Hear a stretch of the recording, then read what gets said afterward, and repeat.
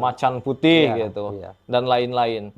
Nah, itu tuh sebuah ungkapan yang merupakan semiotik bahwa pola kepemimpinan yang kita tahu bersama bahwa beliau kan tegas gitu kan, Berani. menjaga alam, berani, termasuk ataupun mungkin karena pakaiannya yang khas gitu Iya, kan, yang gunakan pakaian iya, putih-putih begitu iya. serba gitu. Menurut Kang Cakra seperti apa? Selama ini kan beliau selalu mengangkat tentang citra Sunda ya. Hmm. Dia berusaha mengangkat citra Sunda di hadapan masyarakat Indonesia gitu. Hmm. Bagaimana adiluhungnya, kebijaksanaan leluhur Sunda dia sampaikan, pola pikirnya dia sampaikan gitu.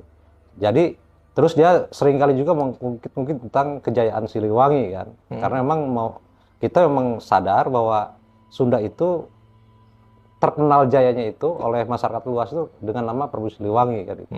Ya kita memang harus bertanya Siliwangi yang mana gitu kan. Yang pasti memang yang besar kepenasarannya untuk mewujudkan Sunda menjadi jaya itu Siliwangi terakhir. Siliwangi Yang sering kita terakhir. ceritakan selama ini ya, yang mengeluarkan Uga Waktu Siliwangi,